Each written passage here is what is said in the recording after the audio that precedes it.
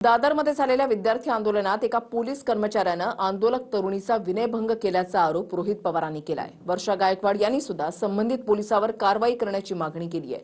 मुंबई पोलिसांनी मात्र हे आरोप फेटाळून लावलेत। पाहूयात एक रिपोर्ट।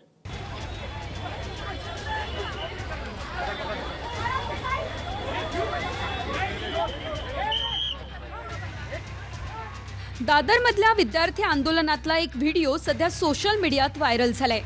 या व्हिडिओमध्ये दिसणाऱ्या पोलीस कर्मचाऱ्यानं एका मुलीसोबत असभ्य वर्तन केल्याचा आरोप काँग्रेसच्या खासदार वर्षा गायकवाड यांनी केलाय। रक्षकच भक्षक बनले असल्याचं म्हणत वर्षा गायकवाड यांनी संबंधित पोलिसाला सेवेतून बडतर्फ करण्याची मागणी केली आहे। मुंबईच्या आंदोलनामध्ये जी घटना कालच्या व्हिडिओमध्ये दिसली ती मनाला यातना देऊन गेली। ज्या तऱ्हेने या आंदोलनामध्ये मुली आणि मुलं हे दोघी सामील होते आणि त्या व्हिडिओमध्ये जे रक्षक आहेत ते कसे भक्षक होतात याचं त्या ठिकाणी समक्ष दर्शन झालं। आज छत्रपती शिवाजी महाराजांच्या महाराष्ट्राला देवेंद्र फडणवीस साहेब तुम्ही काळिंबा फासलात। आंदोलनामध्ये खोटा केस टाकण्यासाठी तुम्ही मुलांना धमकवण्याचं काम करते तुमचे पोलीस, की तुमच्या खिशामध्ये त्या ठिकाणी पुढे ठेवण्याचं काम केलं जाईल। काय चाललंय या महाराष्ट्रामध्ये? कुठे नेऊन ठेवला तुम्ही आमचा महाराष्ट्र? आणि देवेंद्र फडणवीसजी ज्या तऱ्हेने तुमचं डिपार्टमेंट वागतंय, बदल्या करून किंवा सस्पेंड करून होणार नाही, त्यांना कामातून काढून घेतलं पाहिजे, त्यांच्यावर कठोर कारवाई झाली पाहिजे ही अपेक्षा आम्ही करतो। दादरमधल्या आंदोलनातला हा व्हिडिओ शरद पवार यांच्या राष्ट्रवादीचे आमदार रोहित पवार यांनीही ट्विट केला। संबंधित पोलिसावर विनयभंगाचा गुन्हा दाखल करण्याची मागणी रोहित पवार यांनी केली आहे। हा व्हिडिओ बघून डोक्याची तिडीक उठली। कोण आहे हा नराधम? याच्या मुलीच्या वयाच्या मुलीसोबत हा किती किळसवाणं कृत्य करतोय? हा पोलीस असेल तर याला पोलीस दलातून बडतर्फ करा आणि विनयभंगाचा गुन्हा दाखल करून गजाआड करा। एक वेगळी प्रतिष्ठा असलेल्या महाराष्ट्र पोलीस दलाला लागलेली ही कीड आहे, अशी पोस्ट रोहित पवार यांनी केली आहे। व्हिडिओ बारकाईनं बघितल्यानंतर आपल्याला स्पष्टपणे लक्षात येतंय की ते पोलीस अधिकारी धावत जात होते निळ्या शर्टाच्या आंदोलकांना पकडण्यासाठी आणि त्यांनी पकडलेले देखील आहे। व्हिडिओमध्ये आपण बघितलं की त्या निळ्या शर्टच्या आंदोलकांना पोलिसांनी पकडले आणि त्याच्यानंतर ती संबंधित महिला त्या व्हिडिओमध्ये समोर आलेली आहे। त्यावेळेला तो पोलीस अधिकारी पाठीमागे बघतोय। कुठेही प्रथमदर्शनी बघता अशा पद्धतीनं गैरकृत्य करताना दिसत नाही।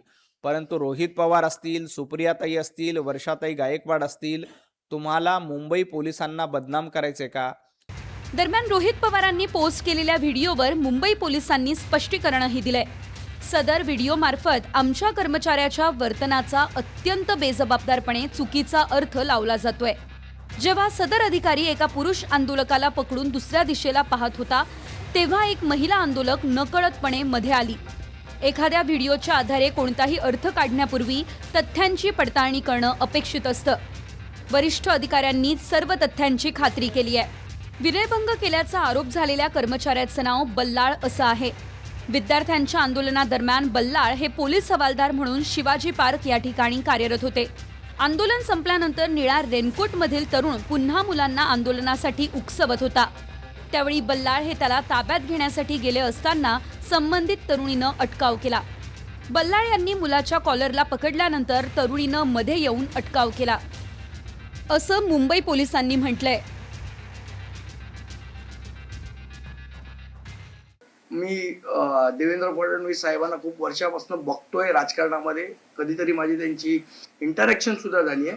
ते अमित शहांसारखे इन्सेन्सिटिव्ह नाहीत, त्यामुळे ते निश्चितपणे कारवाई करतील। ज्या पद्धतीने अमित शहा वागतात त्याप्रमाणे ते काय गुंडांसारखे वागणार नाहीत। ते सेन्सिटिव्ह आहेत, शिकलेले आहेत, त्यामुळे ते निश्चितपणे कारवाई करतील अशी मला आशा आहे। जे चूक असेल ते चूक आहे, हे सगळ्या रील तपासल्या जातील। स्वतः मुख्यमंत्री महोदय त्या बाबतीत अतिशय गंभीर्याने हा विषय घेतलेला आहे आणि त्या असा जर कोणी इतका जर मी म्हणेल चुकीचं काम करत असेल तर त्याला कोणालाही सोडलं जाणार नाही। ज्या पद्धतीने आज दाखवलं जातं तुमच्या चॅनलवर आणि ते जर खरं असेल तपासल्यानंतर तर त्याच्यावर निश्चित कठोर कारवाई होईल। नाही, पोलिसांच्याकडून गैरवर्तन झालेल्याचे व्हिडिओ आपण त्या ठिकाणी पाहतोय। कुठल्याही पुरुषाला महिलेला हात लावता येत नाही, महिला पोलिसांनीच महिलांना हाताळलं पाहिजे अशी स्पष्ट सूचना आहेत।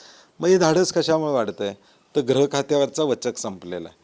मी सातत्यानं म्हणतोय की गृह खात्याला स्वतंत्र मंत्री असला पाहिजे, ही माझी सातत्यानं मागणी आहे। कारण की स्वतंत्र गृह खातं चालवणारं पाहिजे. मुख्यमंत्र्यांच्याकडं गृह खातं, त्यांचा वेळ, त्यांचा व्याप बघता त्यांना ते गृह खात्यावर वेळ देणं हे शक्य नाही आणि म्हणून हा धाडस वाढतंय. हे गृह खात्याचं फेल्युअर आहे. असं होत असेल तर चुकीचं आहे आणि काल मुख्यमंत्र्यांनी सांगितलं असं जर झालं असेल तर आपण चौकशी करू आणि ती चौकशी केली पाहिजे. असं होऊ नये. शेवटी आंदोलन करणारे आहेत, त्यांना समजून घेतलं पाहिजे. कारण की शिवसेना, भाजप असेल, कोणताही पक्ष असेल, आंदोलनातून पुढे आलेला आहे. त्यामुळे आपलंही एक काळामध्ये आपण आंदोलन करत होतो, याचा विसर कोणाला पडू नये. तुम्ही काय करताय? पोरींना उलटं करून मारताय आणि पुरुषांनी पोरींना हात कशाला लावायला पाहिजे? तुम्ही दादरच्या त्या पोलिसाचा व्हिडिओ बघितला, त्याने काय करतोय तो? आणि सोशल मीडियाचा जमाना आहे. तुम्हाला मी अजूनही सांगतो, हा माती भडकवणारा. आता तो व्हिडिओ बघितल्यानंतर कोणालाही राग येईल. नागपूरमध्ये पोलिसांनी एका लाल ड्रेस घातलेल्या पोरीला उलटं करून पाडलं. मग तुम्ही पोरींशी वागताय. पार्श्वभागावरती, मागच्या भागावरती दांडके मारायचे, तो दांडा आतमध्ये घालण्याचा प्रयत्न करायचा. काय विकृती आहे? काय झालंय या आंदोलनामध्ये अनेक वेळेला तुम्ही जर पाहिलं असेल तर काही लोक घुसताना सुद्धा दिसत आहेत, ज्यांच्यावर समोर बॅच नाहीये, कोण पोलिसाचं नाव माहीत नाहीये, परंतु तो ड्रेसमध्ये घुसलेला आहे, हातात काठी आहे. असे प्रकार झालेले आहेत. आंदोलन भडकवणं किंवा आंदोलनामध्ये वेगळी दिशा देणं हे काही समाजकंटक हे काम करत आहेत. आता उद्याचा मोर्चा राज ठाकरेंचा आहे. त्यांनी सुद्धा सांगितलं की असे जर कोणी घुसताना दिसले तर आम्ही त्यांना झोडपून काढू. याचा सर्व परिणाम हा एका आंदोलनावरच नाही तर तो सर्व महाराष्ट्रात नाही देशभरात होत असतो. म्हणून आता सतर्क राहण्याची ही वेळ आहे. ज्या पद्धतीने त्याने हे केलेलं आहे त्याच्यावर गुन्हा हा दाखल झाला पाहिजे. 2 दिवसांपूर्वी एका पोलीस कर्मचाऱ्यानं विद्यार्थ्यांना ड्रग्सच्या खोट्या केसमध्ये अडकवण्याची धमकी दिली होती. त्यानंतर आता दुसऱ्या एका पोलिसावर आरोप झालेत. पण मुंबई पोलिसांनी हे आरोप फेटाळून लावलेत. Bureau report, TV9 Marathi.